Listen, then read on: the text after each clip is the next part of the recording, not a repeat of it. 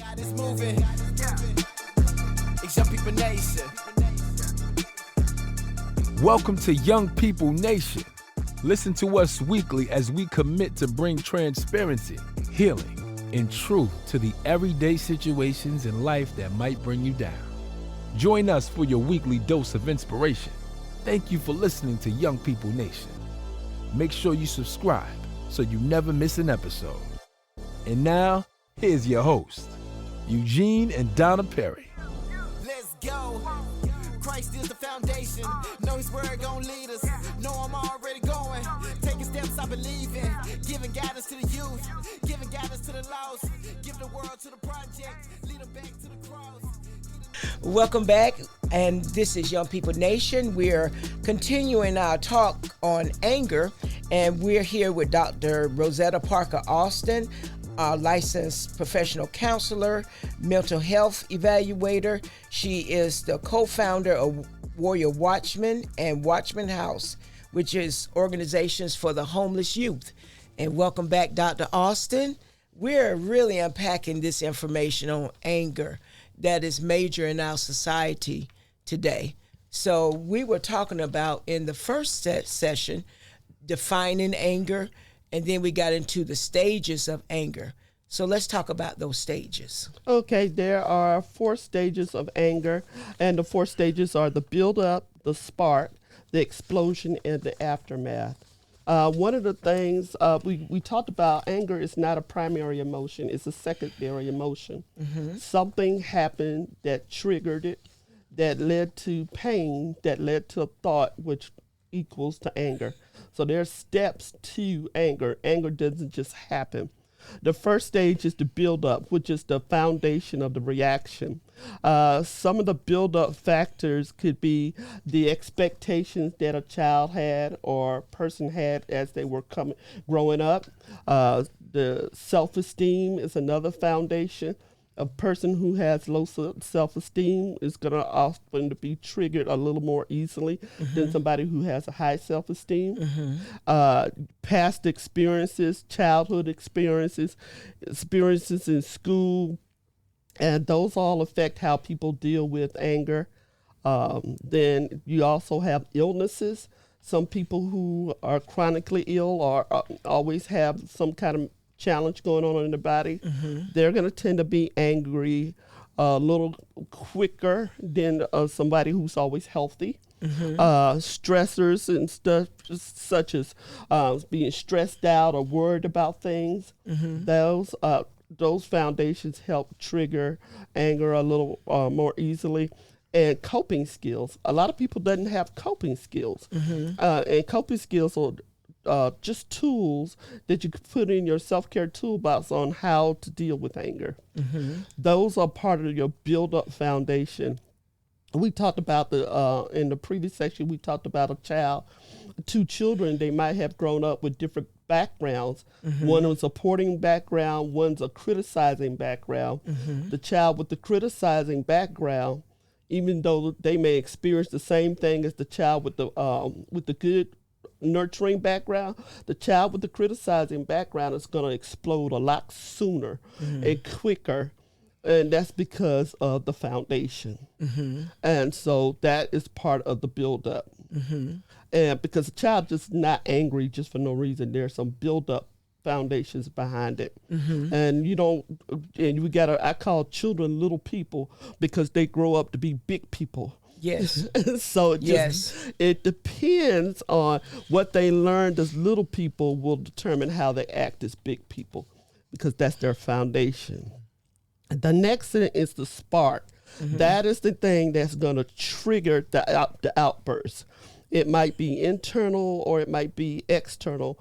Internal, that's when a person may be like, see, I knew they would go do this. I knew I shouldn't have trusted them. I knew I shouldn't have let my guard down. That's the internal anger. External anger is when they just lash out at the person, or sometimes their lashing out may not be verbal. Sometimes it may be physical, or sometimes it can be passive aggressive. And they're like, that dress makes you look fat. And you'd be like, dog, but at the smart, nasty comment come up, that's passive aggressive. Rather than saying, you hurt my feelings earlier, and I think we should talk about it, they'll find something else to attack. And so that is part of the spark. And then the next, so you have the build up, which is the foundation. Then you have the spark, the things ignite it. And then you have the explosion. And that's where it becomes an external display. Somebody cutting somebody off, you see them flip the bird to the person in front of them or behind them. Yes. That's the explosion part of the anger. Or in the shopping cart, you see the people making those loud verbal sounds. You know this is a 10-item lane and you got 11. Making those smart comments. And so that's the external, that's the explosion. The explosion doesn't have to be violent. Sometimes it could just be snide, nasty, or subtle comments. And then the aftermath, that's the consequences of the anger. My goodness, in my field of work, I had to learn when a person come in my office and they're mad, you're not mad with me. It's something else that happened before you even walk through the door. So I've had to learn not to respond to that emotion that's going on with them. And then when you get to talking with them and answering softly, the scripture talks about a soft answer turns away wrath. And that's true. Yes, it does. And so they get calm and they're like, well, this is what really happened. And so you're like, okay. So you learn how not to respond like, who are you talking to? That used to kind of be my go-to, but you don't get nothing out of that because it becomes an explosion. Exactly. You mentioned something very key there. When we are angry, or especially husbands or wives or parent-child, rather than everybody just getting louder and yelling, screaming, the louder that everybody gets, it's like you're accomplishing nothing. The person, we need somebody to gain some self-control and start whispering. Yes. Because if the other person's screaming and now you're whispering, it causes them to have to lower their voice so they can hear what you're saying. And that's a tool that you can use to help diffuse an anger situation. Just start whispering. I know I needed that. Well, I remember when I was in the service, a friend of mine, I consider a friend of mine, I co-signed for them so they could get their phone and all. And then he turns right around and sold me a gold necklace. And I said, this would be nice for my wife. So I got the necklace for my wife and all. It was a good deal and everything. And and a friend of mine, so I thought he wouldn't do me wrong. So my wife get the necklace on, wear it for a couple of weeks, and all of a sudden the necklace turned green. The necklace turned green. It wasn't real, and I was so mad. So then I go back to him and say, hey man, this happened, this. I thought we was cool. And he turned around and started laughing. Hey, you get what you pay for. And right then and there, I had to build up the spark, and it started to be an explosion. It was going to be an aftermath. Yes. Thank God for helping him in that time. We didn't need him to get put out the military. We had just got married. I could have bit a steel bar into you so bad. And the build up, these stages to build up the spark, then the explosion, then the results of all of that. If we as individuals can just deal with the build up, start right there.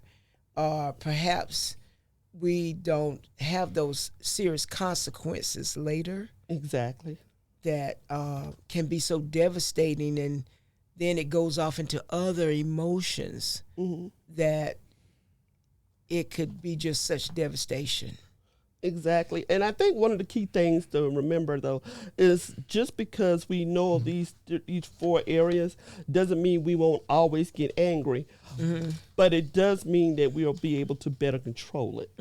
Yes, yes, and recognize the triggers. Exactly. That's like what I've had to recognize for myself, because everything is a self-examination. Why are you mad with that person? Why when you look at that person, your face just get all tore up? You know what's going on in you, because they going on with their life.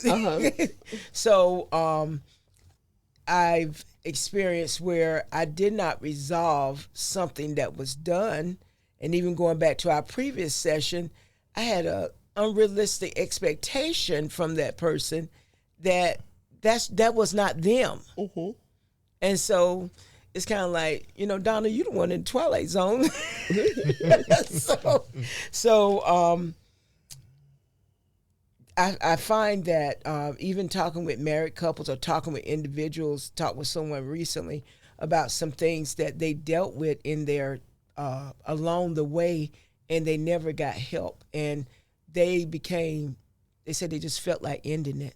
And when that person said that to me, I got real quiet, and I shared with them, I can get you a counselor. You just let me know. I have someone on speed dial that she will get the right person for you. And that's important. It's okay. I was listening to this song by the young man from Elevation.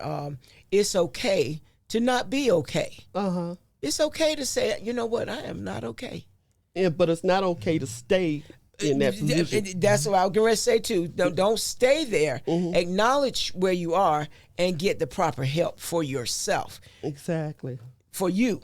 Exactly. And if you find a counselor and the counselor doesn't seem to be meeting your requirement, it's okay to switch out. Yes. Do what works for you. Yes. And sometimes we think, if I find a therapist and it doesn't work, then I'm stuck. No, you're not stuck. You can move and find somebody else. That's right. I know that during our lifetime and all, I used to come home and all. And when I came home from the job, the first time I done it, I brought work home because the work made me angry. And you reminded me, you said, I'm not one of your soldiers. And that stuck with me the rest of my life, because I came home just like, I'm going to put everybody in the front leaning rest and all this. But when you told me you wasn't one of my soldiers, it caused me to pause. It caused me to think and say, hey, I have to separate the job from the family. That's true. And a lot of times we don't separate the two. Yes. And see, if I had allowed that behavior, because it's an allowance there, like, oh, well, he just got off work and we just got to suck it up. But I have two young ladies, or little girls at that time. So I'm mama bear. Leave that outside, whatever y'all had going on there, okay? Because in here is us. And that goes back to the build-up, the foundation. We train people how to treat us. That's the truth right there. Oh, yeah. And so as adults, we know how we were treated as children, but we train others in our relationship during our adult lives how to treat us. Now, isn't that the truth? I'm like that across the board. Family, associates, neighbors, whomever. My husband called me the law. When I come in, I don't have a problem with the children. I'd have, playing by the house, but you're not going to have your bikes and stuff in my yard. Oh, yeah, she was doing it yesterday, though. Order. Get your bike. No, I didn't tell them like that. I said, hey, call them by their name. Whose bike is this? Oh, we coming, Miss Perry. And I talk with them. I don't talk at them because they're not my children. But they soon left the area. But hey, you teach people how to treat you in your area. Exactly. That's called setting healthy boundaries. Yes. But you know what? When I was there at Fort Gordon and the general, his wife used to always drive this little car, and all the MPs will get out of the way when that car coming, and that car will speed, run red lights and everything. And so he pulled that car over. And he came up there and said, I'm going to give you a ticket. He said, you're not going to give me a ticket. He said, yes, dear, I have to give you a ticket. You got to obey the rules like anybody else. And she turned around and told him he had a hot mic, had his hot mic on. And she told him, "You might be the general of this post, but I'm gonna show you who boss when you get home." Oh well, he allowed what we just said, that he taught her how to treat him. Mm-hmm. Yeah, that's on him. Oh yeah.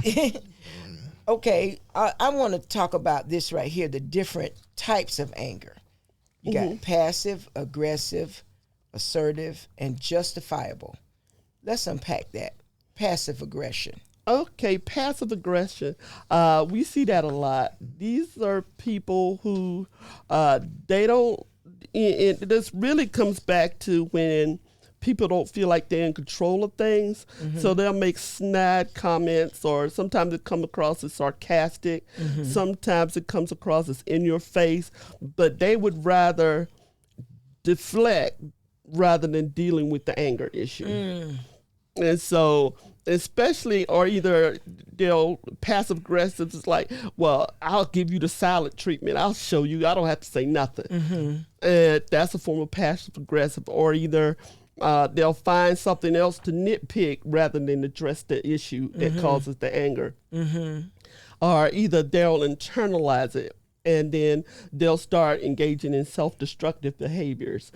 Sometimes passive aggressive tend to do a lot of emotional eating.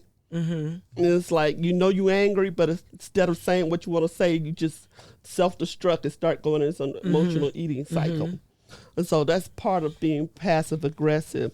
When we talk about the aggressive, open aggression, this is where people tend to lash out in anger, and they either become physically or verbally abusive. This is the person that wants to be in control, need to feel like they're in control of everything.